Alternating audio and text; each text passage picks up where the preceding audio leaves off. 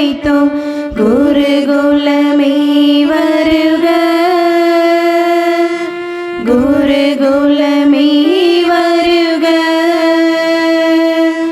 திருப்பலி நிறைவேற்ற வருகவென்றழைத்தோம். குருகுலமே வருக, குருகுலமே வருக.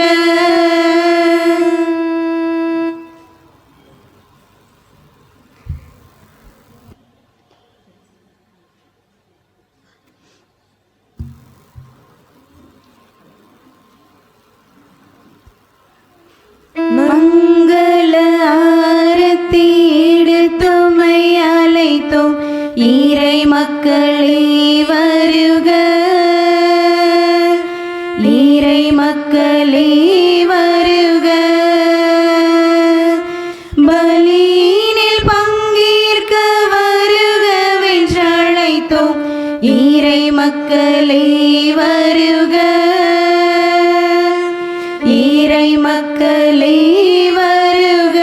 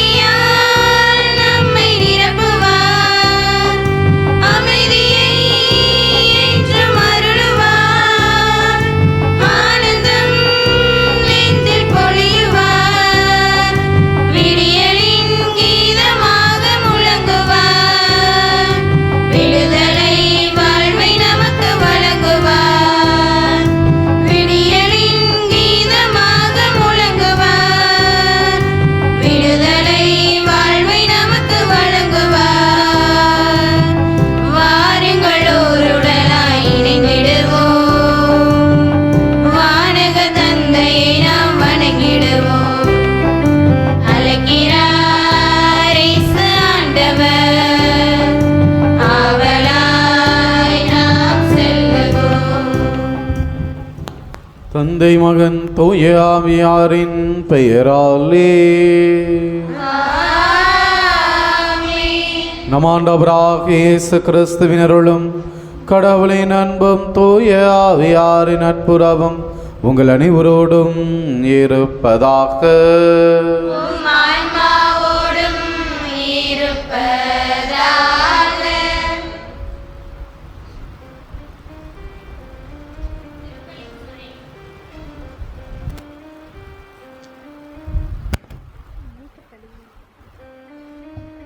திருப்பலி முன்னுரை.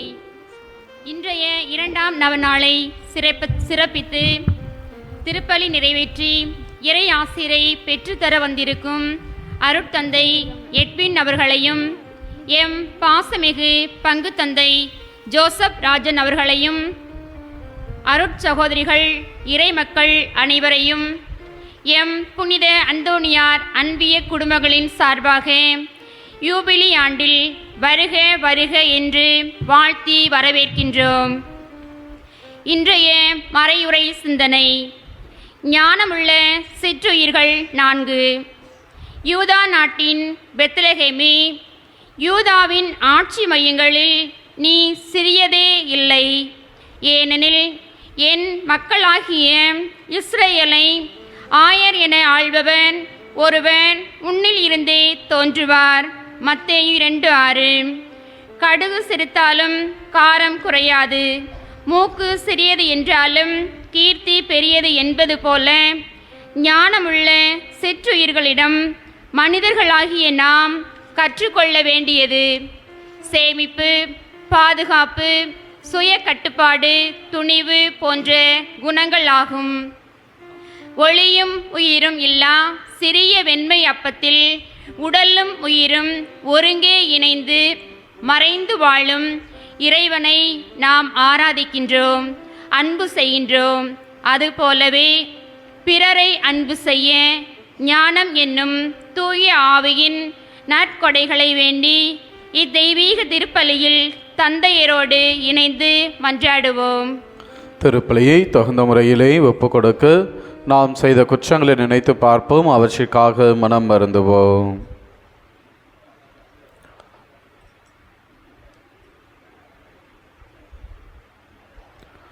எல்லாம் வல்ல இறைவனிடமும் பாவியனை ஏற்றுக்கொள்கிறேன்.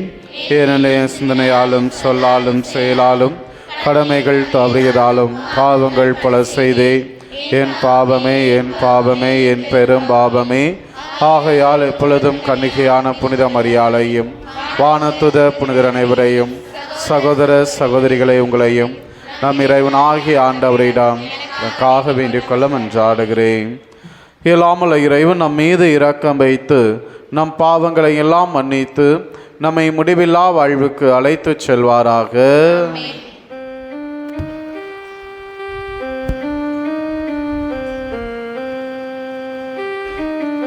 ஆண்டவரே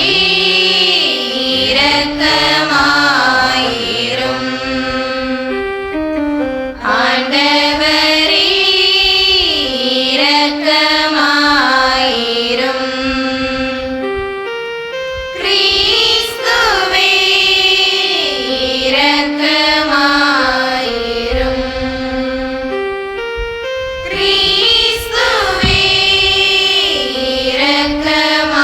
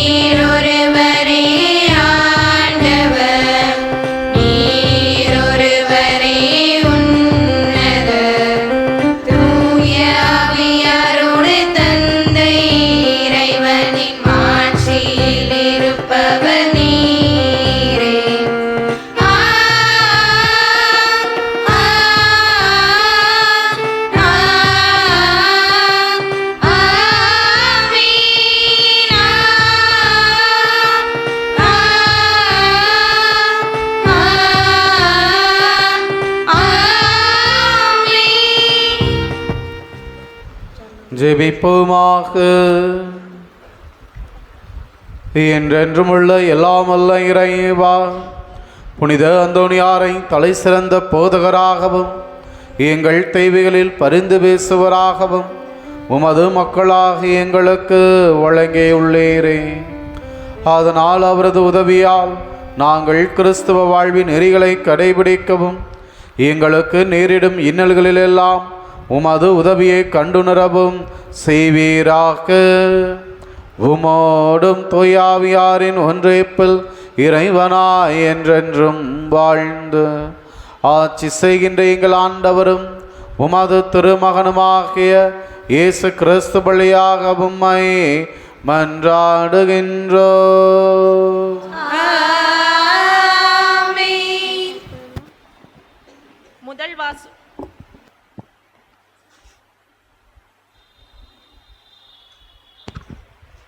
முதல் வாசக முன்னுரை. ஞானமுள்ள சிற்றுயிரிகளாகிய எறும்பு, குறுமுயல், வெட்டுக்கிளி, பள்ளி இவைகளின் குண அதிசயங்களை எடுத்துரைக்கும் சாலமோனின் நீதிமொழிகள் நூலுக்கு செவி கொடுப்போம்.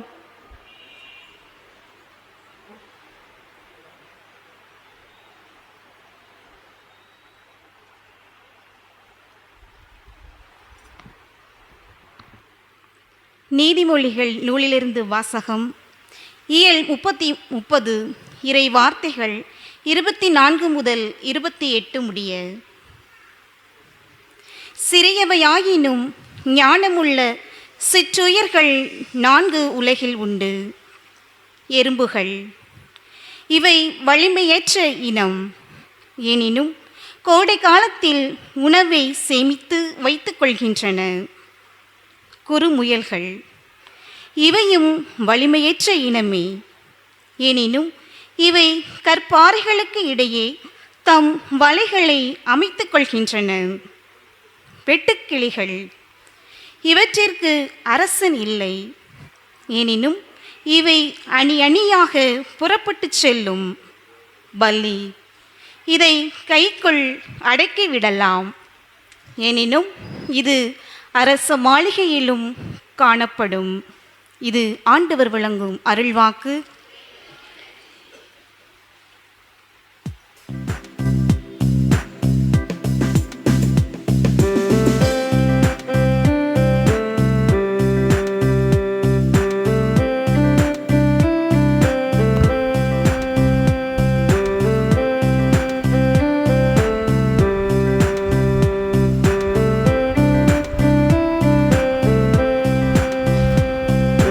நாடும் விலக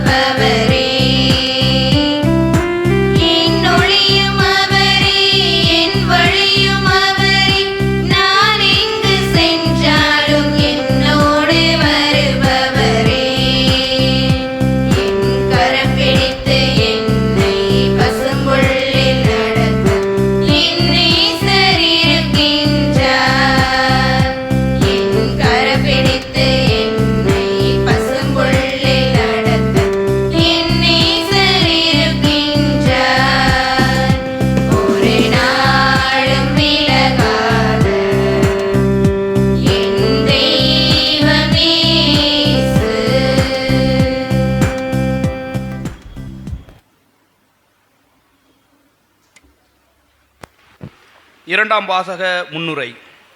நாம் இறைமகனிடம் நம்பிக்கையோடு கேட்பதை பெற்றுக்கொள்வோம் என்ற உறுதியும், அவரிடம் நம்பிக்கை கொண்டோருக்கு நிலைவாழ்வு உறுதி என்று கூறும் இரண்டாம் வாசகத்திற்கு நாம் கவனமுடன் செவி கொடுப்போம்.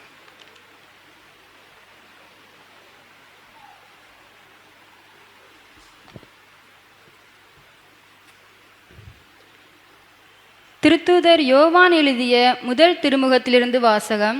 அதிகாரம் 4, இறை திருவசனங்கள் 11 முதல் 18 வரை.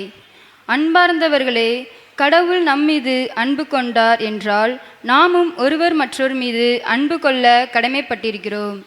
கடவுளை எவரும் என்றுமே கண்டதில்லை. நாம் ஒருவர் மற்றவரிடம் அன்பு கொண்டுள்ளோம் என்றால் கடவுள் நம்மோடு இணைந்திருப்பார். அவரது அன்பு நம்மிடம் நிறைவு பெறும். அவர் தமது ஆவியை நமக்கு அருளியதால் நாம் அவரோடு இணைந்திருக்கிறோம் எனவும் அவர் நம்மிடம் இணைந்திருக்கிறார் எனவும் அறிந்து கொள்கிறோம். தந்தை தம் மகனை உலகிற்கு மீட்பராக அனுப்பினார் என்பதை நாங்களே கண்டறிந்தோம், சான்றும் பகிர்ந்தோம். இயேசுவே இறைமகன் என ஏற்று அறிக்கையிடுபவரோடு கடவுள் இணைந்திருக்கிறார். அவரும் கடவுளோடு இணைந்திருக்கிறார். கடவுள் நம்மிடம் கொண்டுள்ள அன்பை அறிந்து கொள்ளோம், அதை நம்புகிறோம். கடவுள் அன்பாய் இருக்கிறார். அன்பில் நிலைத்திருக்கிறவர் கடவுளோடு இணைந்திருக்கிறார். கடவுளும் அவரோடு இணைந்திருக்கிறார். கடவுள் இருப்பது போல் நாமும் இவ்வுலகில் இருக்கிறோம். எனவே தீர்ப்பு நாளில் உறுதியான நம்பிக்கையை கொண்டிருப்போம். இவ்வாறு நம்மிடம் உள்ள அன்பு நிறைவடைகிறது. அன்பில் அச்சத்திற்கு இடமில்லை, மாறாக நிறையன்பு அச்சத்தை அகற்றிவிடும். ஏனெனில் அச்சத்தில் தண்டனை உணர்வு அடங்கியுள்ளது. அச்சம் கொண்டுள்ளவரிடம் அன்பு முழு நிறைவு அடையாது. இது ஆண்டவர் வழங்கும் அருள்வாக்கு.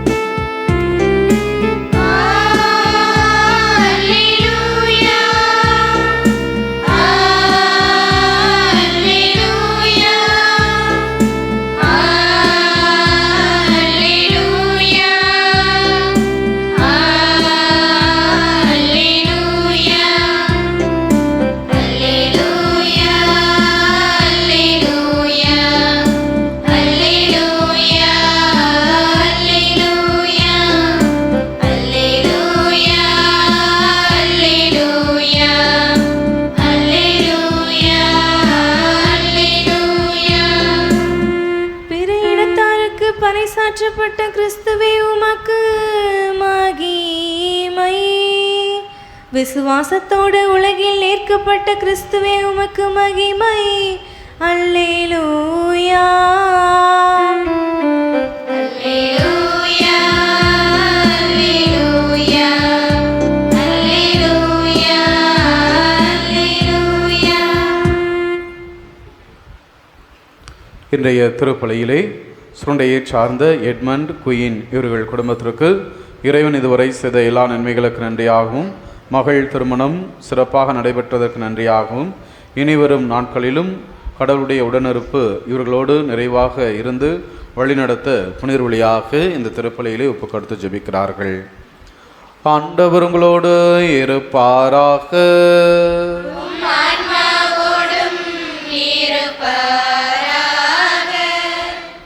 மத்தேயு எழுதிய தூய நற்செய்தியிலிருந்து வாசகம்.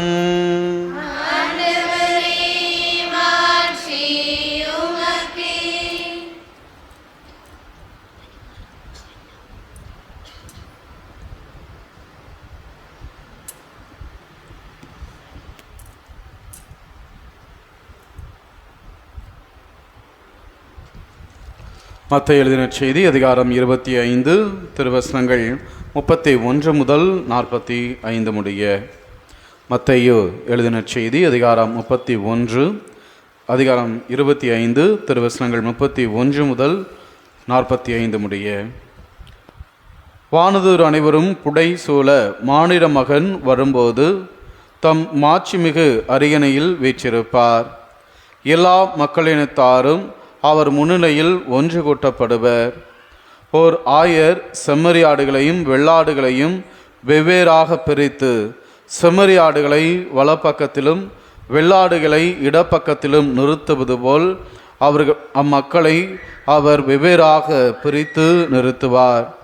பின்பு அரியணையில் வீற்றிருக்கும் அரசர் தம் வலப்பக்கத்தில் உள்ளோரை பார்த்து, என் தந்தையிடமிருந்து ஆசி பெற்றவர்களை வாருங்கள், உலகம் தோன்றியது முதல் உங்களுக்காக ஏற்பாடு செய்யப்பட்டிருக்கும் ஆட்சியை உரிமை பேராக பெற்றுக்கொள்ளுங்கள். ஏனெனில் நான் பசியாயிருந்தேன், நீங்கள் உணவு கொடுத்தீர்கள், தாகமாயிருந்தேன், என் தாகத்தை தணித்தீர்கள், அந்நியனாக இருந்தேன், என்னை ஏற்றுக்கொண்டீர்கள், நான் ஆடையின்றி இருந்தேன், நீங்கள் எனக்கு ஆடை அணிவித்தீர்கள், நோயிற்றிருந்தேன், என்னை கவனித்து கொண்டீர்கள், சிறையில் இருந்தேன், என்னை தேடி வந்தீர்கள் என்பார். அதற்கு நேர்மையாளர்கள், ஆண்டவரே, எப்பொழுது உம்மை பசியுள்ளவராக கண்டு உணவளித்தோம், அல்லது தாகமுள்ளவராக கண்டு உமது தாகத்தை தணித்தோம்? எப்பொழுது உம்மை அந்நியராக கண்டு உம்மை ஏற்றுக்கொண்டோம், அல்லது ஆடை இல்லாதவராக கண்டு ஆடை அணிவித்தோம்? எப்பொழுது நோயுற்றவராக அல்லது சிறையில் இருக்க கண்டு உம்மை தேடி வந்தோம் என்று கேட்பார்கள். அதற்கு அரசர், மிக சிறியோராகிய என் சகோதர சகோதரிகள் ஒருவருக்கு நீங்கள் செய்ததையெல்லாம் எனக்கே செய்தீர்கள் என உறுதியாக உங்களுக்கு சொல்கிறேன் என பதிலளிப்பார். பின்பு இடப்பக்கத்தில் உள்ளோரை பார்த்து, சபிக்கப்பட்டவர்களை என்னிடமிருந்து அகன்று போங்கள், அலகைக்கும் அதன் தூதருக்கும் ஏற்பாடு செய்யப்பட்டிருக்கும் என்றும் அணையாத நெருப்புக்குள் செல்லுங்கள். ஏனெனில் நான் பசியாயிருந்தேன், நீங்கள் உணவு கொடுக்கவில்லை, தாகமாயிருந்தேன், என் தாகத்தை தணிக்கவில்லை, நான் அந்நியனாயிருந்தேன், நீங்கள் என்னை ஏற்றுக்கொள்ளவில்லை, ஆடையின்றி இருந்தேன், நீங்கள் எனக்கு ஆடை அளிக்கவில்லை, நோயிற்றிருந்தேன், சிறையில் இருந்தேன், என்னை கவனித்து கொள்ளவில்லை என்பார். அதற்கு அவர்கள், ஆண்டவரே, எப்பொழுது நீர் பசியாகவோ தாகமாகவோ அந்நீராகவோ ஆடையின்றியோ நோயுற்றோ சிறையிலோ இருக்க கண்டு உமக்கு தொண்டு செய்யாதிருந்தோம் என கேட்பார்கள். அப்பொழுது அவர், மிக சிறியோராகிய இவர்கள் ஒருவருக்கு நீங்கள் எதையெல்லாம் செய்யவில்லையோ அதை எனக்கும் செய்யவில்லை என உறுதியாக உங்களுக்கு சொல்கிறேன் என பதிலளிப்பார். ஆண்டவரின் அருள்வாக்கு.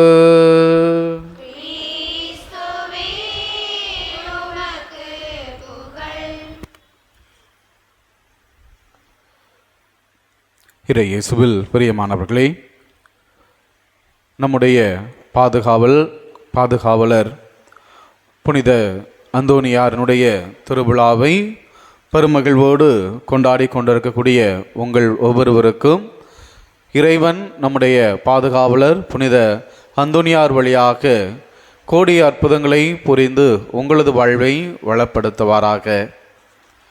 அன்புக்குரியவர்களே, யார் யாருக்கெல்லாம் நாம் விண்ணகத்துக்கு போவோம் அப்படிங்கிற நம்பிக்கை இருக்குது? கை தூக்குங்க பார்ப்போம். யார் யாருக்கெல்லாம் நாம் விண்ணகத்துக்கு போவோங்கிற நம்பிக்கை இருக்குது? 1 2 3 4 5 6 7 8 இவ்வளோ பேர் திருவிழா கொண்டாடி ஒரு 10 பேர்த்துக்கு தான் நம்பிக்கை இருக்குதா? நாங்கள் கை தூக்கிடுவோம். பக்கத்தில் உள்ள ஆள் என்ன செய்வாங்க? ஏம்மா, நீ செஞ்ச பாவம் போதாதா? எனக்கு தெரியாதா? நீலாம் சொர்க்கத்துக்கு போயது விண்ணுலகத்துக்கு பிறக்கிறதுக்கு தகுதியான ஆளா அப்படின்னு. அன்புக்குரியவர்களே, எங்களை குருவானவராக நான் மாறிய பிறகு ஒரு பங்குக்கு உதவி பங்கு தந்தையாக அனுப்பப்பட்டேன். அவ்வாறு அனுப்பப்படுகின்ற பொழுது ஒவ்வொரு தலை வெள்ளிக்கிழமை அன்னைக்கும் ஒவ்வொரு வீடாக போய் உடல் நலமற்றோர் நோயாளிகளுக்கு நன்மை கொடுக்கணும்.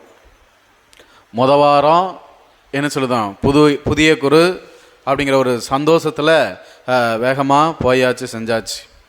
2வது மாதம் 3வது மாதம் 4வது மாதம் வரும்போது கஷ்டமாக இருந்துச்சு. ஏன் அப்படின்னா, காலையில் பூசை இருக்கும். பூசை முடிஞ்ச உடனே நமக்கு என்ன செய்யணும்? எப்படா தூங்குவோம், இல்லைன்னா கொஞ்ச நேரம் சாப்பிட்டுட்டு மற்ற வேலைகளை பார்ப்போம் அப்படிங்கிற ஒரு எண்ணம் வரும் செய்யும். அப்போ என்னுடைய ஆன்மீக தந்தைகிட்ட நான் போய் சொன்னேன். நான் சாமியாராகி இன்னும் ஒரு 6 மாதம் கூட ஆகலை. அதுக்குள்ளே எனக்கு இது மாதிரி ஒரு எண்ணம் வருது, நான் என்ன செய்ய அப்படின்னு கேட்கும்போது அவர் என்கிட்ட கேட்ட கேள்வி, நீ விண்ணுலகத்துக்கு போகணும்னு ஆசைப்படுறியா இல்லையா அப்படின்னார். இப்போ நான் உங்கள்கிட்ட கேள்வி கேட்குறேன், விண்ணுலகத்துக்கு போகணுங்கிற ஆசை இருக்குமா இருக்காதா? உங்களுக்கு இருக்குதா இல்லையா? சத்தமாக சொல்ல மாட்டேங்கல, இருக்கா இல்லையா? இருக்கு.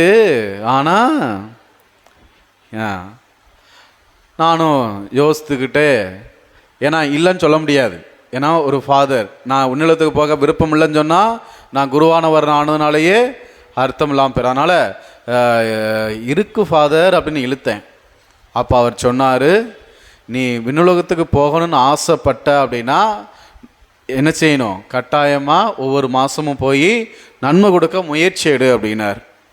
நான் கேட்டேன், நான் என்ன சொல்கிறது அப்படின்னா, ஒவ்வொருத்தவங்க வீட்டுக்குள்ளே போகும்போது செய்யும்போது நோயாளிகளை பார்க்கும்போது கஷ்டமாக இருக்குது ஃபாதர்.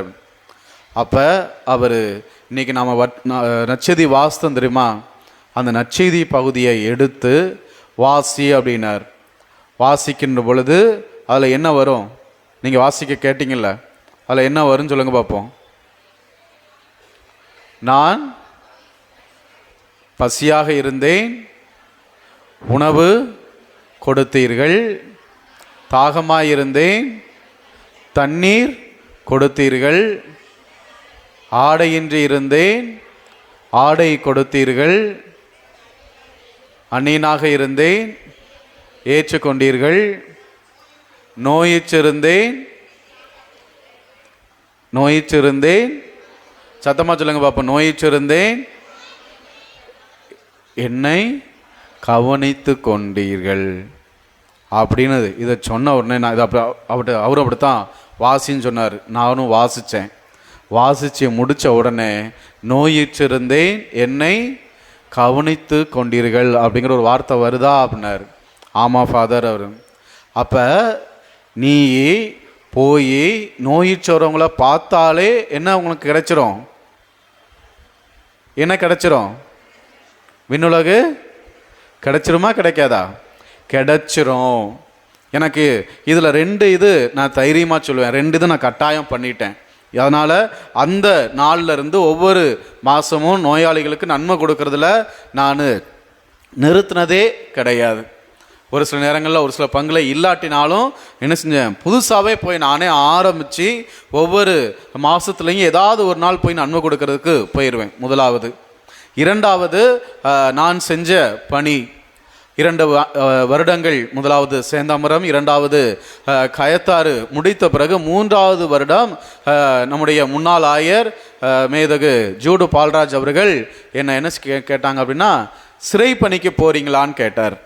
நான் யோசித்து பார்த்துட்டு செஞ்சுட்டு கடைசியில் போயிட்டேன், சரின்னு சொல்லிட்டு போயிட்டேன். அங்கே போன பிறகு தான் முதல் டாக்லேயே ஒரு இயேசு சபை குரு சொன்னார், எனக்கு விண்ணுலகம் கன்ஃபார்மு அப்படின்னார். அவர் என்ன ஃபாதர் இப்படி கேட்கும்போது அவர் சொன்னார், சிறையில் இருந்தவர்களை நீ போய் சந்திச்ச அப்படின்னாலே உனக்கு என்ன கிடைச்சிரும், உனக்கு என்ன கிடைச்சிரும், விண்ணுலகம் கிடைச்சிரும். அப்போ இன்னைக்கு நீங்கள் எல்லாம் இந்த சிறைப்பணி, ஏன்னா அந்த 1 வருஷம் பெங்களூரில் போய் இருந்து சிறைகள் இருக்கக்கூடியவர்களை பார்க்க செய்ய, அவங்களுக்காக பூச வைக்க செய்ய இருந்து எல்லா வேலையும் பார்த்தோம் செஞ்சோம். அப்போ நான் உறுதியாக சொல்லலாம், நான் இயேசு அந்த கேட்கின்ற பொழுது நீ நான் நோயிற்றிருந்தேன் என்னை பார்க்க வந்தாயா அப்படின்னு கேட்கும்போது நான் என்ன சொல்லலாம், தைரியமா ஆமாம் நான் போய் பார்த்தேன்னு சொல்லலாம். 2வது, மற்றெல்லாம் கேட்கும்போது இல்லை இல்லை இல்லைன்னு சொல்லி வந்தாலும் கடைசியாக நான் சிறையில் இருந்தேன் என்னை தேடி வந்தாயான்னு கேட்கின்ற பொழுது நான் என்ன சொல்லலாம், தைரியமாக சொல்லலாம், ஆம் நான் சிறையில் இருக்கின்ற பொழுது போய் பார்த்துருக்கிறேன் அப்படின்னு. அதனால் இந்த 2 காரியம் நான் பண்ணியிருக்கிறேன். அதனால் ஒரு கிட்டத்தட்ட ஒரு 30-35% நான் என்ன செஞ்சுக்கிட்டேன், பாஸ் பண்ணிட்டேன் அப்படிங்கிற நம்பிக்கை இருக்கு. அன்புக்குரியவர்களே, நீங்க சொல்லுங்க, நீங்க விண்ணுலகம் போறதுக்கு இப்போ வாய்ப்பு இருக்கா இல்லையா? விண்ணுலகம் போவேங்கிற நம்பிக்கை இப்போ உங்களுக்கு இருக்குதா இல்லையா? பாவத்தை பற்றி நினைக்காதீங்க, செஞ்ச தப்பை பற்றி நினைக்காதீங்க. ஏன்னா கடவுள் என்ன செஞ்சிருவார்? எவ்வளவுதான் தப்பு பண்ணாலும் கடைசி நேரத்தில் ஆண்டவரே நீ தான் எங்கள் கதி அப்படின்னு காலில் விழுந்துட்டா என்ன செஞ்சிருவார்? மன்னிச்சிருவார். அதுக்காக நிறைய தப்போ பாவமோ பண்ணக்கூடாது, சரியா? மன்னிச்சிருவார். ஆனால் அதே நேரத்தில் நம்ம என்ன செஞ்சுருக்கணும்? புண்ணியங்களும் செய்திருந்தோம் என்று சொன்னால் கடவுளை என்ன செஞ்சிருவார்? நமக்குரிய இதை கொடுத்துருவார். அப்போ இப்போ சொல்லுங்க, உங்களுக்கு விண்ணுலகம் போவங்கிற நம்பிக்கை இருக்கா இல்லையா? இருக்கா இல்லையா? எத்தனை பேர்த்துக்கு இருக்கு? போவீங்களான்னு கேட்கல, எத்தனை பேர்த்துக்கு போவங்கிற நம்பிக்கை இருக்கு?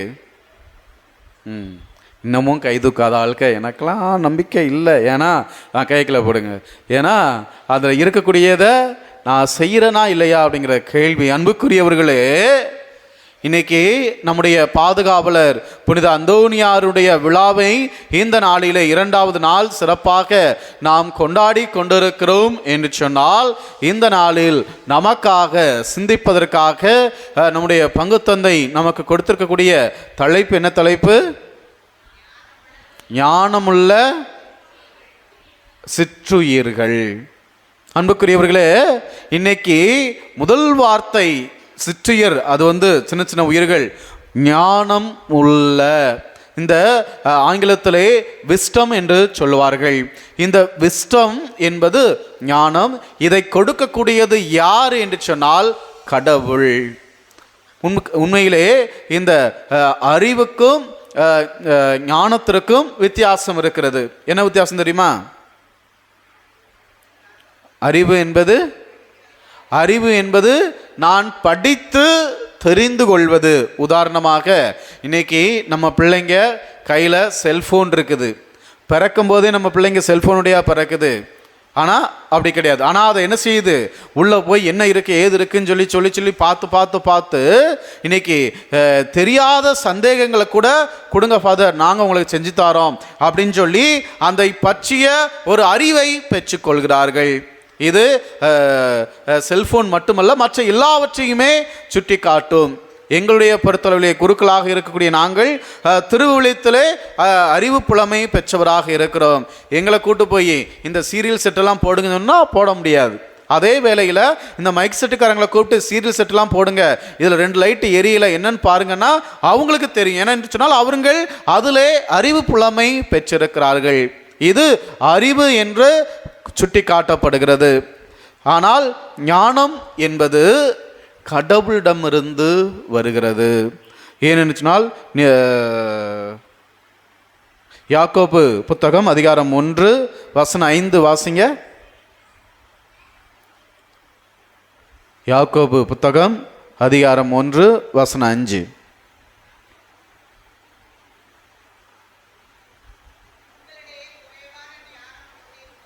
உங்களிடையே குறைவான ஞானம் கொண்டிருப்போர் கடவுளிடம் கேட்கட்டும், அப்பொழுது கொடுக்கிறது யாரு? அப்ப ஞானத்தை கொடுக்கிறது யாரு? சத்தமா சொல்லுங்க. ஞானத்தை கொடுக்கக்கூடியது யாரு? கடவுள். கடவுளிடம் நீங்கள் ஞானத்தை கேட்கின்ற பொழுது கடவுள் உங்களுக்கு கொடுக்கக்கூடியவராக இருக்கின்றார். அன்புக்குரியவர்களே, இன்னைக்கு நாம் இந்த செல்ஃபோனு பற்றிய ஒரு அறிவை தெரிந்து வைத்து கொண்டு அதனுடைய பயன்பாடை வைத்து நாம் மகிழ்ந்து கொண்டிருக்கின்றோம். அதே போன்று இந்த ஞானத்தை வைத்து அதனால் நமக்கு கிடைக்கக்கூடிய பயன்கள் என்ன என்ன? இன்னைக்கு அந்த சிற்றுரைகள் என்று சொல்லி அந்த தலைப்பிலேயே 4 தலைப்புகள் கொடுக்கப்பட்டிருக்கிறது. அந்த 4 தலைப்பு என்னென்ன தலைப்பு சொல்லுங்க பார்ப்போம். நான் சிற்றுரைகளை கேட்கல, அந்த சிற்றுரைகள் அந்த உயிர்களை கேட்கல. 4 தலைப்பு: சேமிப்பு, பாதுகாப்பு, 3வது சுய கட்டுப்பாடு, துணிவு. அன்புக்குரியவர்களே, இன்னைக்கு ஞானமுள்ள பிள்ளைகளாக நாம் இருக்கிறோம் என்று சொன்னால் இந்த நான்கும் நமது வாழ்வில் கட்டாயமாக இருக்கக்கூடிய ஒன்றாக இருக்கிறது, தேவையுள்ள ஒன்றாக இருக்கிறது. அதில் முதலாவதாக சேமிப்பை பற்றி உங்களோடு நான் சிறிது கலந்து ஆலோசிக்க அல்லது என்னுடைய சிந்தனையை உங்களோடு பகிர்ந்து கொள்ள ஆசைப்படுகிறேன். அன்புக்குரியவர்களே, இன்னைக்கு சேமிக்காத மனுஷங்கள் யாருமே கிடையாது. இன்னைக்கு நம்ம எதையெல்லாம் சேமிக்கிறோம்? எதையெல்லாம் சேமிக்கிறோம்? பணம் சேமிக்கிறோம், புகழை சேமிக்கிறோம், சொத்து சேமிக்கிறோம், வேற. சரி, இப்போ நான் உங்களை கூப்பிட்டு கேட்குறேன், உங்களுடைய அடுத்த தலைமுறைக்கு நீங்கள் என்ன சேர்த்து வச்சுட்டு போகணுன்னு ஆசைப்படுறீங்க? உங்களுடைய அடுத்த தலைமுறைக்கு நீங்கள் என்ன சேர்த்து வச்சுட்டு போகணுன்னு ஆசைப்படுறீங்க? என்னது? புண்ணியம். சரி, அன்புக்குரியவர்களே, அதை இன்னொரு வார்த்தையில் சொல்லலாமா? ஆசீர்வாதமான வாழ்வு. அன்புக்குரியவர்களே, இன்னைக்கு நம்முடைய வாழ்வு, நம்முடைய நிலை எவ்வாறு இருக்கிறது என்று சொன்னால், எதை சேமிப்பது என்ற ஒரு கேள்வி நம்முடைய உள்ளத்திலே எழுந்து கொண்டே இருக்கிறது. அன்புக்குரியவர்களே, கடவுள் நமக்கு சொல்லியிருக்கிறார், நற்செய்தியிலே பார்த்தோம் என்று சொன்னால், சிறு குருவிகளுக்கு அவருடைய வாழ்வாதாரத்தை கொடுக்கக்கூடிய கடவுள் உங்களுக்கு கொடுக்க மாட்டாரா என்ற ஒரு பதிலை ஆண்டவர் நமக்கு கொடுக்கிறார். இது எதனுடைய வெளிப்பாடாக இருக்கிறது என்று சொன்னால், யூத மக்களுடைய எண்ணத்தினுடைய வெளிப்பாடாக இருக்கிறது. கடவுள் சொல்றாரு, இன்னைக்குள்ளது நான் இன்னைக்கு தாரேன், நாளைக்குள்ளது நான் நாளைக்கு தாரேன், நீ இன்னைக்கே சேர்த்து வைக்கணும்னு ஆசைப்படாத அப்படிங்கிறார். விடுதலை பயணம் அதிகாரம் 16 வசனம் 4 வாசிங்க. விடுதலை பயணம் அதிகாரம் 16 வசனம் 4.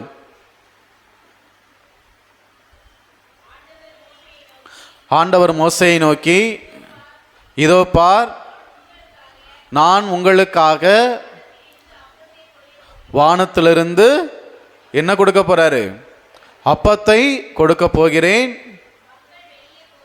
மக்கள் வெளியே போய் தேவையானதை சேமித்து கொள்ள வேண்டும். அன்புக்குரியவர்களே, அதில் சொல்லுற அன்றன்றைக்கு தேவையானதை நீங்கள் சேகரித்து கொள்ள வேண்டும். அன்னைக்கு என்ன தேவை அதை மட்டும் சேர்த்து வச்சுக்கோங்க. ஆனால் இஸ்ரேல் மக்களுடைய ஆசை விடலை. எனக்கு இன்னைக்கு கிடைக்கிற இந்த உணவு நாளைக்கு கிடைக்குமான்னு எனக்கு தெரியாது அப்படின்னு நினச்சிட்டு அவங்க என்ன செய்கிறாங்க? அந்த அப்பத்தை பூரா நிறையா சேர்த்து வைக்க ஆரம்பிக்கிறாங்க.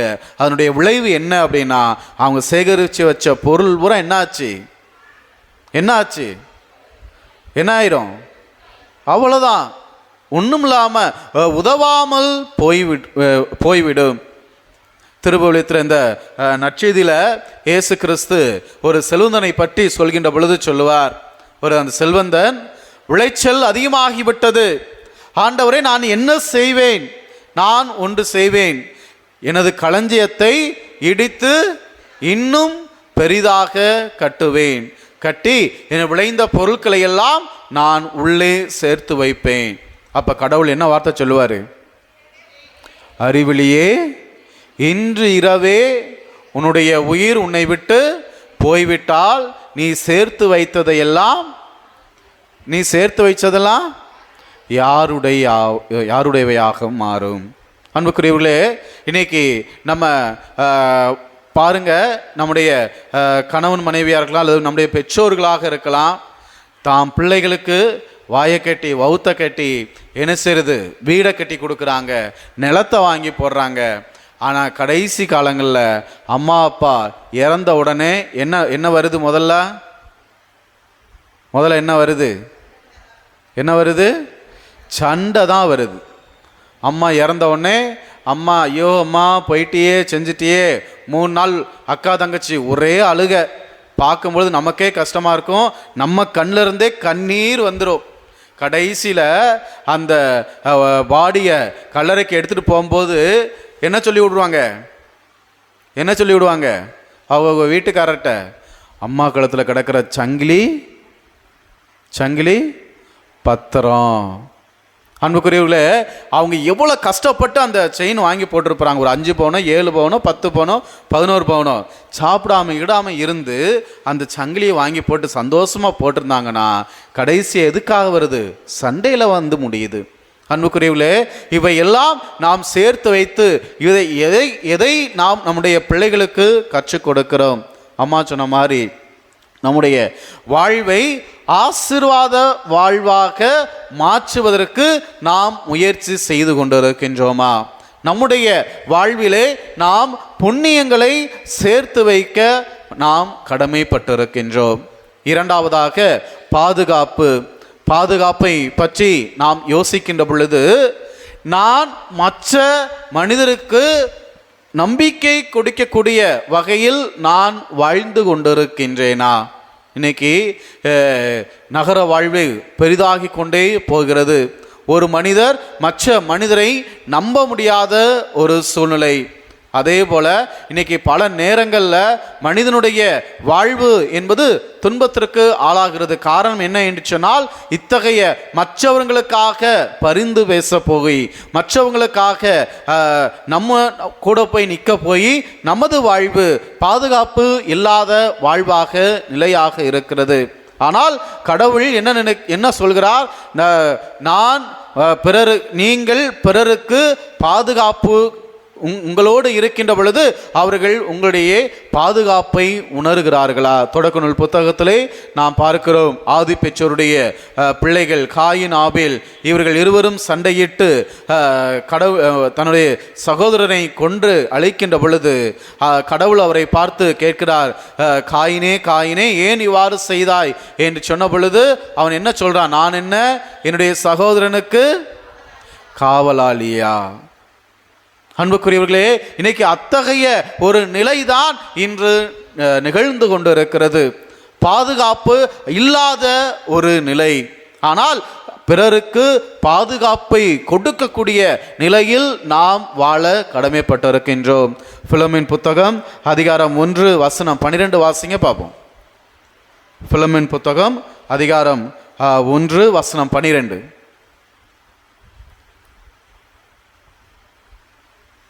அது ஒரே ஒரு அதிகாரம் தான் இருக்கும், அதில் சின்ன புக்கு தான். உன்னிடம் திரும்ப அனுப்புகிறேன், அவனை அனுப்புவது எனது இதயத்தை அனுப்புவதை போல அனுப்புகிறேன். அன்புக்குரியவர்களே, அதனுடைய பின்னணி, அதனுடைய வரலாறு என்ன என்று பார்க்கின்ற பொழுது, பவுல் தன்னுடைய அந்த ஒனோசிமுசு என்ற ஒரு அடிமை, தீத்து தானே, படிச்சு பாருங்க. பிலோமின் அனுப்புறார், ரைட், ஓகே. அந்த ஒனோசிமோஸ் அப்படிங்கிறவர் அவர் பிலோமினிடம் அடிமையாக இருக்கின்றார். அவ்வாறு அடிமையாக இருக்கின்ற பொழுது அடிமைகள் தப்பி சென்று விட்டார்கள் என்று சொன்னால், திரும்பவும் அவர்கள் தன்னுடைய தலைவரிடம் அழைத்து வரப்படுகின்ற பொழுது அந்த அடிமைக்கு அவர்கள் தக்க தண்டனை கொடுக்க வேண்டும். அது அவருடைய உயிரை கூட எடுக்கலாம். அந்த அளவிற்கு அவர்களுக்கு, அந்த தலைவருக்கு அதிகாரம் இருந்தது. ஆனால் அங்கு பவுல் தன்னுடைய அந்த அடிமையை ஒனோசிமஸை அனுப்புகின்ற பொழுது, நான் என்ன நீ எப்படி பாதுகாப்பியோ, எனக்கு நீ எதுவெல்லாம் நீ செய்வியோ அதே போல இந்த அடிமைக்கும் நீ செய்ய வேண்டும். தன்னுடைய வாழ்வு வழியாக அடுத்த மனிதருக்கு தேவையான அந்த பாதுகாப்பை அங்கு கொடுக்கின்றார். அன்புக்குரியவர்களே, மூன்றாவதாக பார்க்கின்ற பொழுது சுய கட்டுப்பாடு. இன்னைக்கு இந்த சுய கட்டுப்பாடு என்பது அதிகமாக கேள்விக்கு உள்ளாகக்கூடிய ஒரு சூழ்நிலையாக இருக்கின்றது. பஸ்ஸில் பயங்கரமாக கூட்டமாக இருக்குது. ஒரு ஆள் திடீர்னு நம்ம காலை மிதிச்சிட்டாங்க. என்ன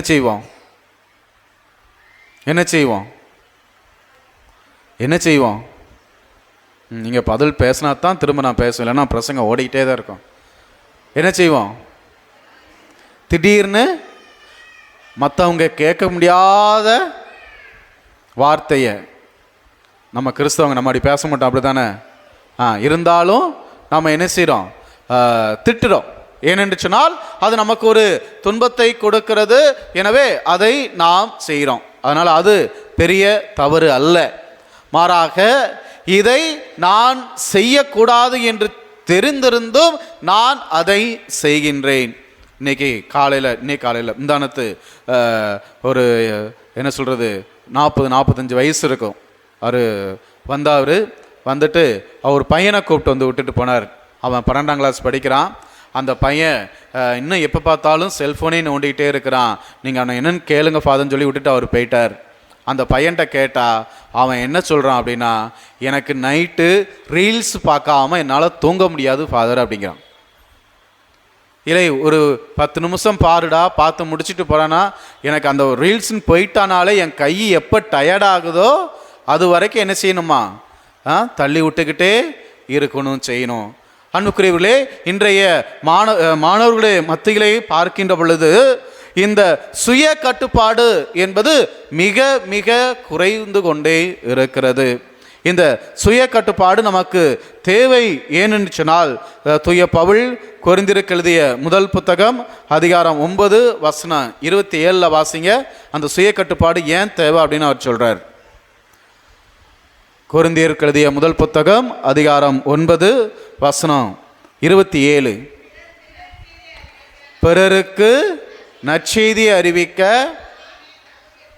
நான் தகுதியற்றவனானேன், என்னுடைய உடலை அடக்கி கட்டுப்படுத்துகிறேன். அன்புக்குரியவர்களே, இன்னைக்கு நம்முடைய உடலை நம்மால கட்டுப்படுத்த முடியுதா?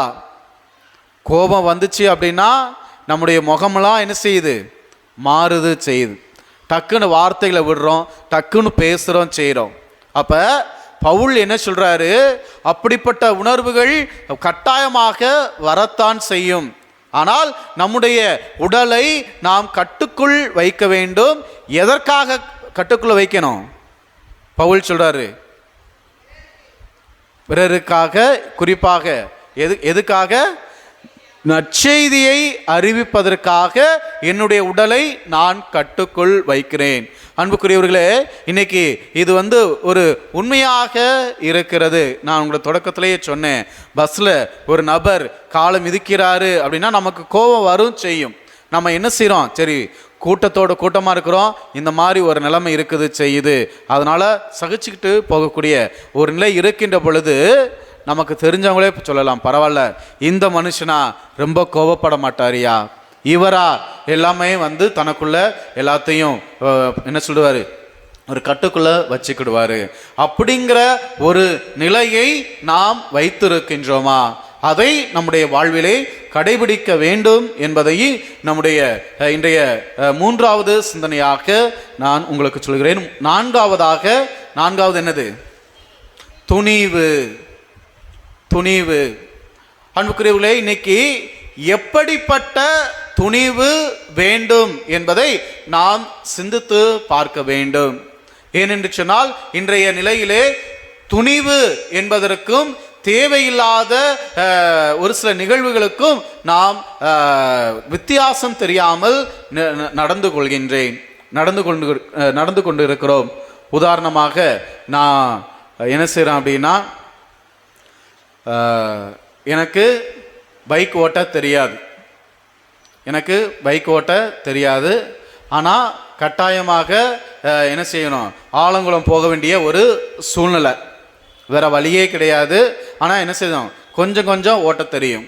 நான் எப்படியோ வச்சு கொஞ்சம் கொஞ்சமாக சமாளித்து வண்டியை ஓட்டி ஆலங்குளம் வரைக்கும் போயிட்டேன். இது துணிவில்லையா? இந்த துணிவை என்ன துணிவுன்னு சொல்லுவோம்? இந்த துணிவை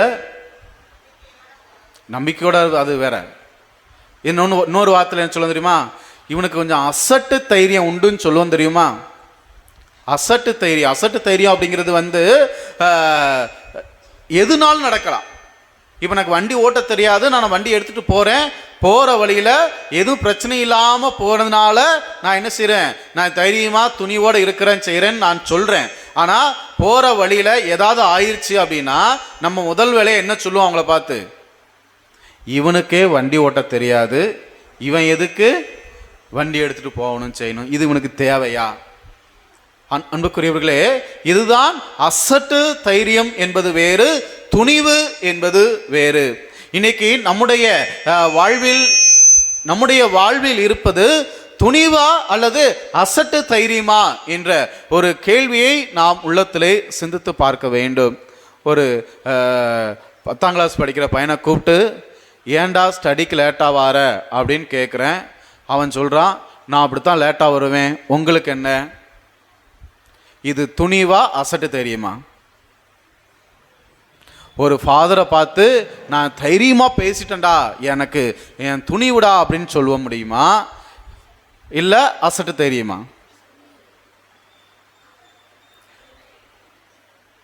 துணிவா அசட்டு தெரியுமா? ஒரு வேளை ஃபாதர் இன்னமும் நாசமாக போன்னு விட்டுருந்தாருன்னா என்ன செஞ்சுக்கலாம், அப்படியே விட்டுருக்கலாம். இல்லை கோவப்பட்டு கம்பெடுத்து 4 வெளுத்தாருன்னா யாருக்கு நஷ்டம்? அந்த பசங்களுக்கு தான் நஷ்டம். அன்புக்குரியவர்களே, இன்னைக்கு நம்முடைய மக்கள் மத்தியிலே இருக்கக்கூடிய இந்த துணிவா அசட்டு தைரியத்தில் நாம் செல்கிறோமா? அசட்டு தைரியத்தை நாம் நம்ப முடியாது, நம்பவும் கூடாது. ஏன்னா அங்கிட்டு இருக்கும் இங்கிட்டு இருக்கும். அதே வேளையில் என்னால் நல்லா பைக் ஓட்ட முடியும், 10 வருஷமாக நான் பைக் ஓட்டுறேன், நான் ஆலங்குளத்துக்கு 15 நிமிஷத்தில் நான் போயிடுவேன் அப்படின்னா அதை என்ன செய்யலாம்? துணிஞ்சு போகிறது. ஏன்னா நைட் நேரம் பயமாக இருக்கும் செய்யும், இருந்தாலும் பரவாயில்ல, கடவுள் இருக்கிறாரு, கடவுள் மேலே பாரத்தை போட்டு நம்பிக்கையோடு நான் போகிறேன் செய்யும். ஏன்னா அந்த பயணம் செய்திருக்கிற அனைத்து காரியங்களையும் நான் கற்று வைத்திருக்கிறேன். இதுதான் துணிவு. நான் போகிறேன், வந்தா உண்டு, வரலாற்றுனா இல்லை.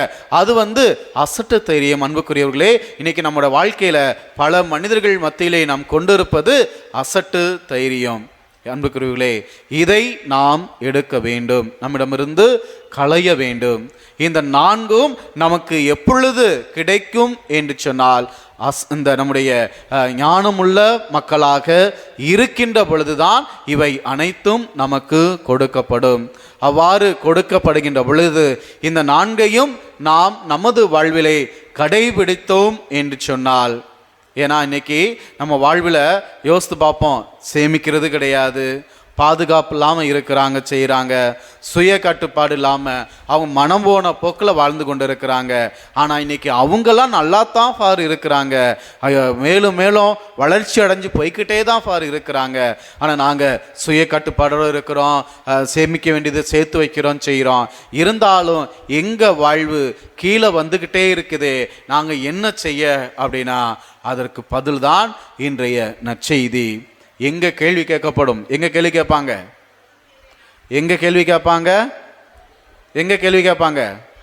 விண்ணகத்துல கட்டாயமா கேள்வி கேட்பாங்க. அங்க போய்கிட்டு அவங்க அப்படி இவங்க அப்படி கேள்வியே கிடையாது. நீ செஞ்சியா? ஆக நாம் விண்ணுலகை அடைய வேண்டும் என்று சொன்னால் இந்த 4 காரியங்களை நாம் செய்ய கடமைப்பட்டிருக்கிறோம். இந்த 4 காரியங்களை எப்படி செய்வது, எவ்வாறு செய்வது என்பதை வழிநடத்தக்கூடியது கடவுள் நமக்கு தருகின்ற ஞானமாக இருக்கிறது.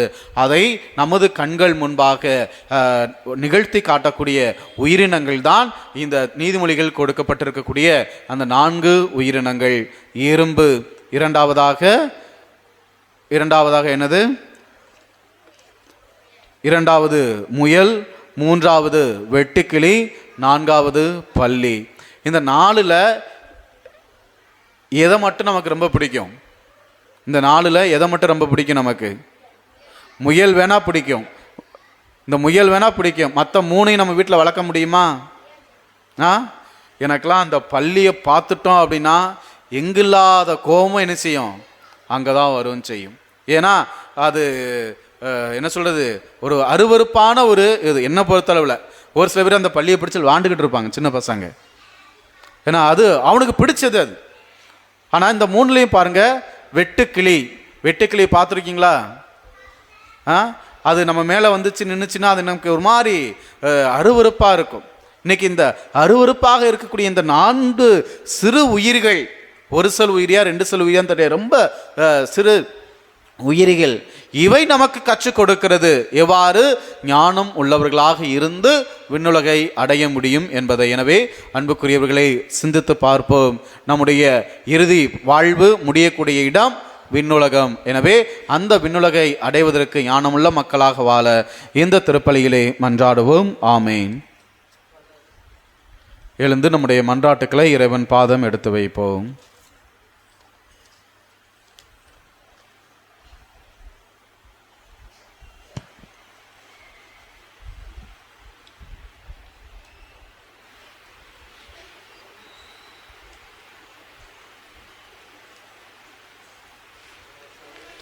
நல்லாயனாம் என் இறைவா, எம் திரு அவையின் திருத்தந்தை, ஆயர்கள், குருக்கள், துறவரத்தார் மற்றும் பொதுநிலையினர் அனைவரும் உமது இரக்கத்தையும் மன்னிப்பின் மாண்பினையும் உணர்ந்தவர்களாய் உமது பாதையில் வழிநடக்க வேண்டிய அருளை பொழிய வேண்டும் என்று மன்றாடுகிறோம்.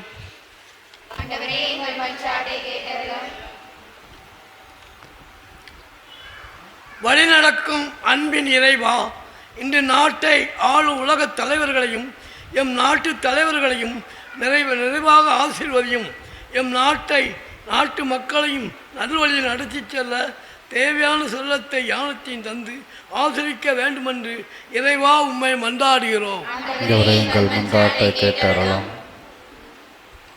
அன்பின் இறைவா, இன்று திருப்பலி நிறைவேற்றும் அருட்தந்தை எட்வின் அவர்களையும் எம் பங்கு தந்தை ஜோசப் ராஜன் அவர்களையும் புனித அந்தோனியார் அன்பிய குடும்பங்கள் அனைவரையும் ஆசீர்வதித்து வழிநடத்த வேண்டும் என்று இறைவா உம்மை மன்றாடுகிறோம்.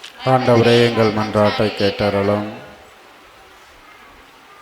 குணமாக்கும் வல்லலே எம் இறைவா, இன்றைய சூழலில் புதிதாக உருவாகும் வைரஸ் நோயிலிருந்து மக்கள் அனைவரையும் காத்து பாதுகாப்போடு வாழவும், மருத்துவமனையில் அனுமதிக்கப்பட்டிருக்கும் நோயாளிகளுக்கு நல்ல உடல் உள்ள சுகம் தந்து ஆசீர்வதிக்க வேண்டும் என்று இறைவா உம்மை மன்றாடுகிறோம். ஆண்டவரே, எங்கள் மன்றாட்டை கேட்டருளும்.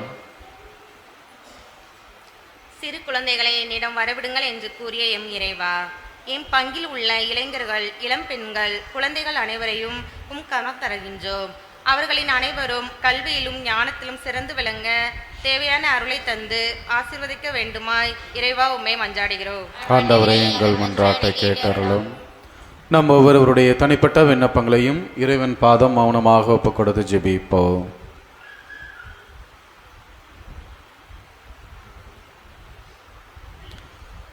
பாதுகாத்து வழிநடத்து அன்பு இறைவா, இதோ நாங்கள் விரும்பி கேட்ட இந்த மன்றாட்டுக்களை எல்லாம் கொடுத்து நாங்களும் விவேகமுள்ள மக்களாக வாழ நீரே அருள் புரிய வேண்டும் என்று எங்கள் ஆண்டவராகிய கிறிஸ்து வழியாக உம்மை மன்றாடுகின்றோம்.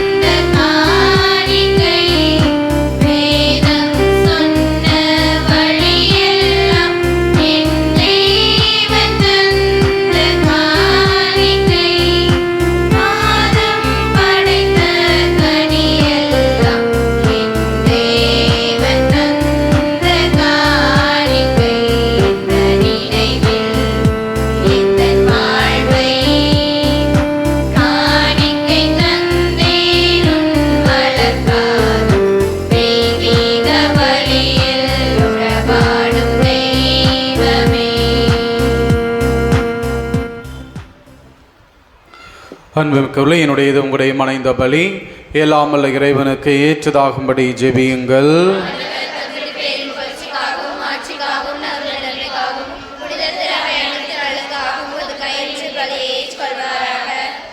இறைவா, புனித அந்தோணியாருடைய விழாவில் நாங்கள் உளம் கனிந்து செலுத்தும் பலி உமக்கு உகந்ததாயிருப்பதாக. அவரது அறிவுரைப்படி எங்களை முழுமையாக அழித்து உம்மை புகழ்ந்தேத்த செய்வீராக. எங்கள் ஆண்டவராகிய கிறிஸ்து வழியாக உம்மை மன்றாடுகின்றோ. ஆண்டவர் உங்களோடு இருப்பாராக.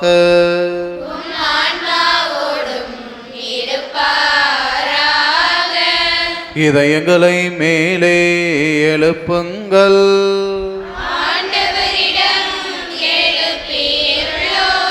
நம் இறைவனாகிய ஆண்டவருக்கு நன்றி கூறுவோம்.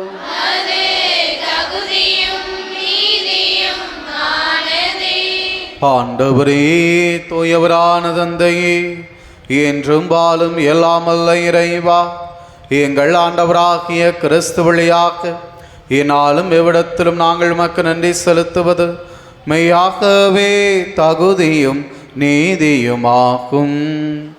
எங்கள் கடமையும் மீட்புக்குரிய செயலுமாகும். ஏனெனில் புனித பதுவை அந்தோணியாருடைய விழாவில் உமது திரு அவை மகிழ்ந்திருக்க செய்கிறேன்.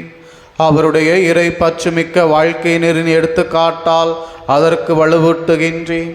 அவருடைய படிப்பினையால் பயிற்றுவிக்கின்றேன். அவருடைய மன்றாட்டால் பாதுகாத்து வருகிறேன். எனவே வானது திரணிகளோடும் புனிதரின் பெரும் திரளோடு நாங்களும் சேர்ந்து உமக்கு புகழ்ச்சி பணி செய்து முடிவின்றி பாடுவதாவது.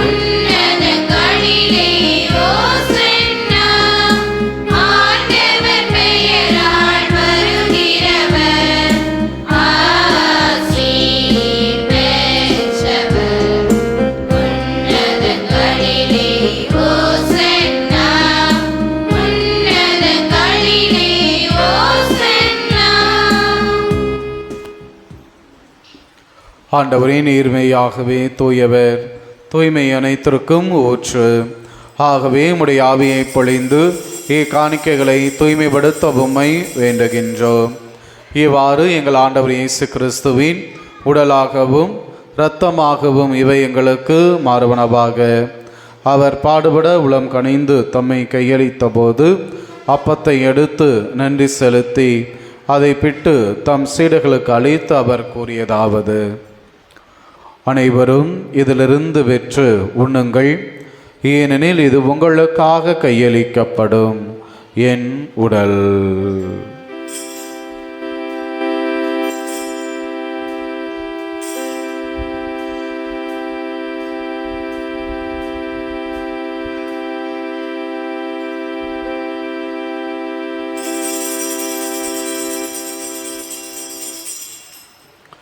அவனமே இரவு விருந்தை அருந்திய பின் கிண்ணத்தையும் எடுத்து மீண்டும் உமக்கு நன்றி கூறி தம் சீடர்களுக்கு அளித்து அவர் கூறியதாவது: அனைவரும் இதிலிருந்து பெற்று பருகுங்கள், ஏனெனில் இது புதிய நிலையான உடன்படிக்கைக்குரிய என் இரத்தத்தின் கிண்ணம். இது பாவ மன்னிப்புக்கென்று உங்களுக்காகவும் பலருக்காகவும் சிந்தப்படும். இதை என் நினைவாக செய்யுங்கள்.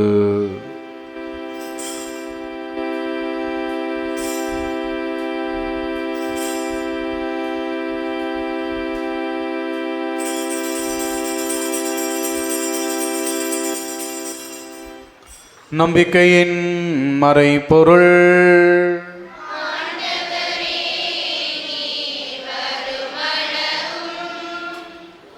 உமது இறப்பினை அறிக்கையிடுகின்றோம், உமது உயிர்ப்பினையும் எடுத்துரைக்கின்றோம். ஆகவே ஆண்டவரே, நாங்கள் கிறிஸ்துவின் இறப்பினையும் உயிர்ப்பினையும் நினைவு கூர்ந்து வாழ்தரும் அப்பத்தையும் மீட்பளிக்கும் கிண்ணத்தையும் உமக்கு ஒப்புக் கொடுக்கின்றோம். உம் திருமுனின்று உமக்கு ஊழியம் புரிய தகுந்தவர்கள் என எங்களை ஏற்றுக்கொண்டு எனவே உமக்கு நன்றி செலுத்துகின்றோம். மேலும் கிறிஸ்துவின் உடலிலும் இரத்தத்திலும் பங்கு கொள்ளும் எங்களை தூய் ஆவியார் ஒன்று சேர்க்க வேண்டும் என உம்மை தாழ்மையுடன் மன்றாடுகின்றோம். ஆண்டவரே, உலகம் முழுவதும் பரவி இருக்கும் அது திரு அவையை நினைவு கூர்ந்தருளும். சிறப்பாக எங்கள் திருத்தந்தை பிரான்சிஸ், எங்கள் ஆயர் அந்தோணிச்சாமி, எல்லா திருநிலையினர் ஆகிய அனைவரோடும் அது திரு அவை அன்பில் நிறைவு பெறச் செய்தருளும். உயிர்த்தெழுவோம் என்கின்ற எதிர்நோக்குடன் இறந்த அனைவரையும் மது திருமுக வழியினுள் ஏற்றுக்கொள்ளும் எங்கள் அனைவர் மீதும் இரக்கமாயிரும். கடவுளின் கன்னித்தாயான புனித மரியா, அவருடைய கணவரான புனித யோசேப்பு, புனித திருத்தூதர்கள், இவ்வுலகில் உமக்கு உகந்தவராய் இருந்த புனிதர் அனைவருடனும் நாங்கள் நிலைவாழ்வில் பங்கு கொள்ளும் தகுதி பெற்று உம் திருமகன் இயேசு கிறிஸ்து வழியாக உம்மை புகழ்ந்தேத்து மரமருள உம்மை மன்றாடுகிறோம்.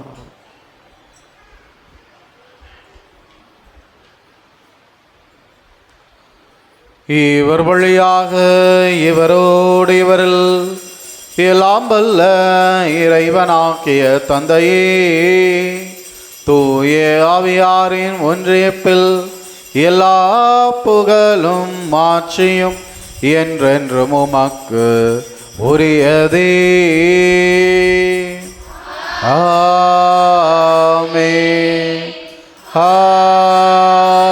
ஆமென், ஆமென். மீட்பரின் கட்டளையால் கற்பிக்கப்பட்டு இறைபிடிப்பினையால் பயிற்சி பெற்று நாம் துணிந்து பாடுவோம்.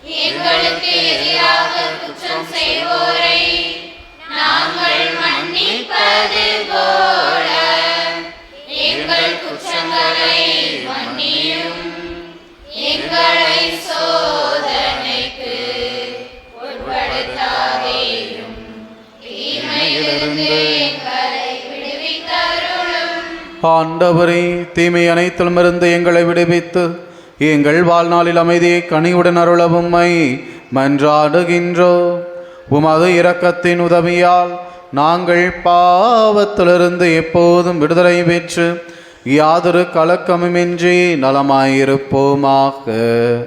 நாங்கள் எதிர்நோக்கி இருக்கும் பேரின்பத்துக்காகவும் எம் மீட்பராகிய இயேசு கிறிஸ்துவின் வருகைக்காகவும் காத்திருக்கின்றோம்.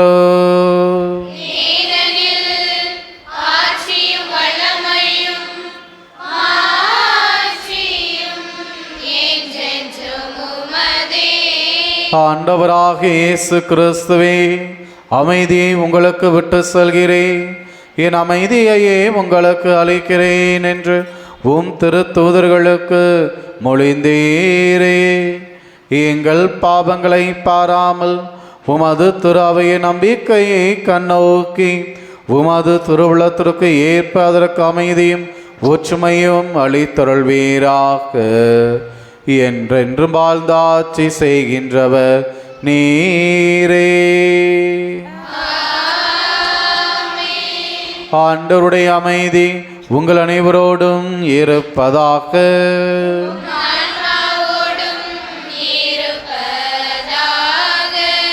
ஒருவருக்கொருவர் கிறிஸ்தர் என்ற அமைதியை பிறரோடு பகிர்ந்து கொள்வோம்.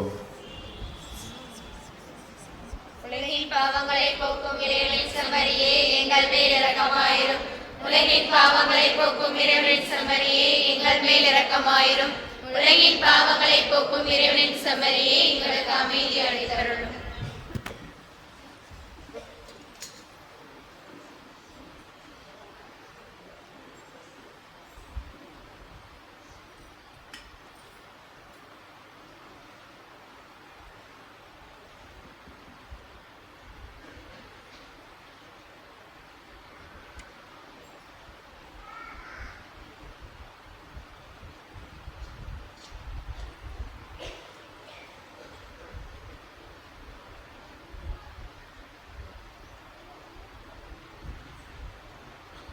இதோ இறைவனின் செம்மறி, இவரே இந்த உலகினுடைய பாவங்களை எல்லாம் போக்குகின்றவர்.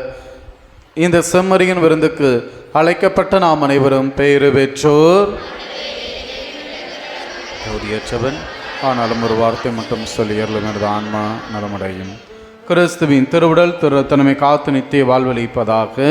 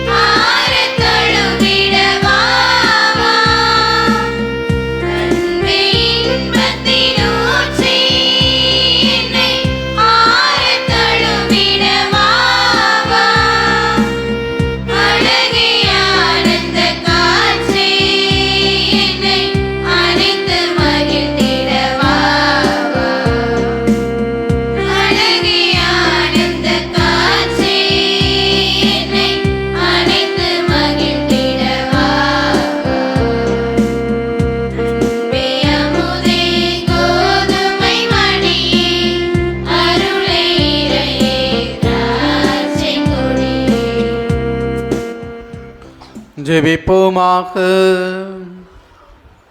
ஆண்டவரே, உயிருளாப்பமாகிய கிறிஸ்துவினால் ஊட்டம் அளித்தவர்களுக்கு ஆசிரியராகி அதே கிறிஸ்துவினால் முழுமையை கற்றுத்தருவீராக. அதனால் புனித பதுவை அந்தோனியாருடைய விழாவில் அவர்கள் உமது உண்மையை அறிந்து அதே அன்பில் செயல்படுவார்களாக. எங்கள் ஆண்டவராகிய கிறிஸ்து வழியாக உம்மை மன்றாடுகின்றோம். அனைவரும் அமர்வோம்.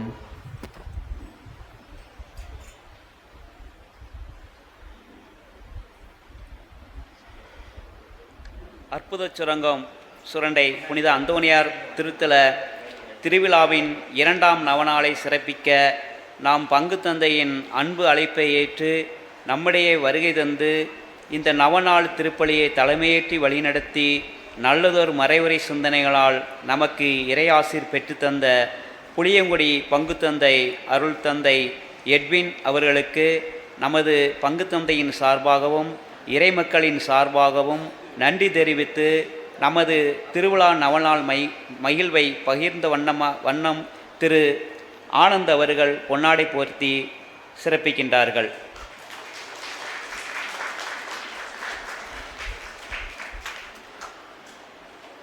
அடுத்தபடியாக இந்த திருவிழாவின் இன்றைய 2ஆம் நாள் நவநாளை சிறப்பான விதத்தில் சிறப்பித்த புனித அந்தோனியார் அன்பிய குடும்பங்கள் ஒவ்வொருவருக்கும் மனமார்ந்த நன்றியை கரவழி எழுப்பி தெரிவித்துக் கொள்கின்றோம்.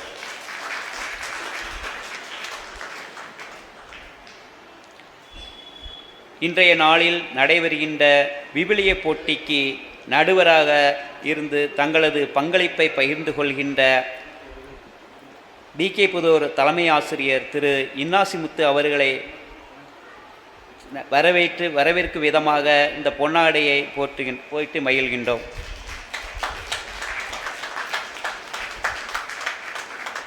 அடுத்தபடியாக சேந்தமரம் புனித பீட்டர் தொடக்கப்பள்ளி தலைமை ஆசிரியர் திரு சேசுருத்தன் அவர்களை கௌரவிக்க விதமாக பொன்னாடை போர்த்தப்படுகின்றது.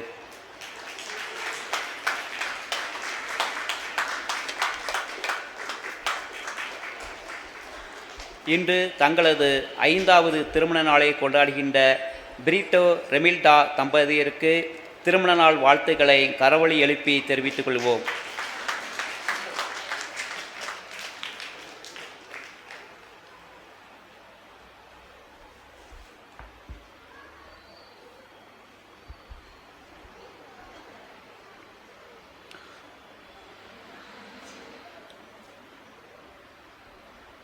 அன்புக்குரியவர்களே, இன்றைய மறையுரையிலிருந்து உங்களுக்காக கேள்வி.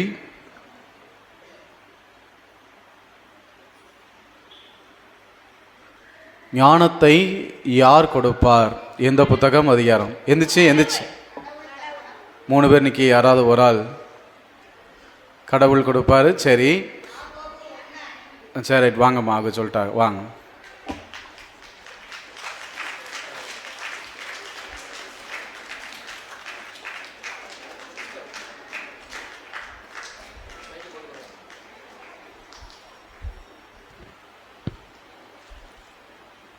அனைவருக்கும் வணக்கம். 2வது நவநாளாகிய இன்று முதல் நாள் விவிலிய போட்டிகளானது நடைபெறவிருக்கின்றது. இன்றைய போட்டிகளுடைய விவரங்களானது எல்கேஜி மற்றும் யூகேஜி மாணவ மாணவிகளுக்கு விபிஎஸ் பாடல் பாட வேண்டும். 1 முதல் 2ஆம் வகுப்பு மாணவ மாணவிகள் திருப்பாடல் 23 பாடலாக பாட வேண்டும். எண்ணாயனாய் இறைவன் இருக்கின்ற போது அந்த பாடல் கோரஸ் மற்றும் ஃபர்ஸ்ட் ஸ்டான்சர் மட்டும் பாடினால் போதுமானது. 3வது குரூப்பு 3 மற்றும் 4ஆம் வகுப்பு மாணவிகள் மரியாவின் பாடலை மனப்பாடமாக கூற வேண்டும். புனித லூக்காஸ் எழுதிய நற்செய்தி அதிகாரம் 1 இறை வார்த்தைகள் 46 முதல் 56 வரை. ஆர்சி பள்ளியில் படிக்கும் மாணவ மாணவிகளுடைய பெயர் பதிவாயிற்று. மற்ற மாணவ மாணவிகள் போட்டியில் பங்கேற்க விரும்பினால் உடனடியாக என்னிடம் வந்து பெயர் தருமாறு கேட்டுக்கொள்கிறேன். நன்றி.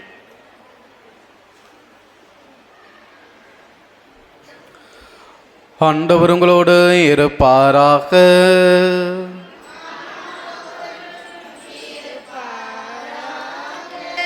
எல்லாம் வல்ல இறைவன் தந்தை மகன் தூயாவி உங்களை ஆசீர்வதிப்பாராக.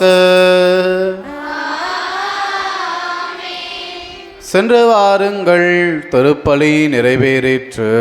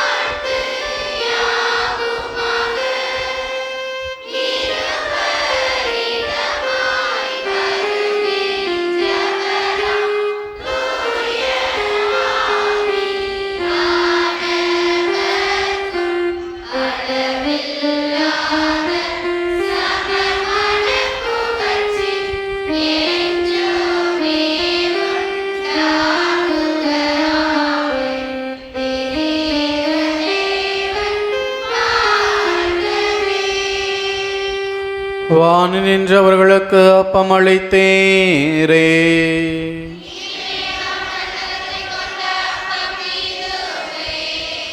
ஜெபிப்போமாக. இறைவா, இந்த வேப்பக்குரிய திருவுருட்சாதனத்திலே உம்முடைய திருப்பாடுகளின் நினைவை எங்களுக்கு விட்டு சென்றே. உமது திருவுடல் திரு ரத்தம் இவற்றை மறைபொருளை வணங்கும் நாங்கள் உமது மீட்பின் பலனை இடைவிடாமல் அனுபவிக்க அருள் புரிவீராக. தந்தையாக இறைவனோடும் தூயாவியாரின் ஒன்றேப்பில் இறைவனாய் என்றென்றும் வாழ்ந்து ஆட்சி செய்கின்றவர் நீரே.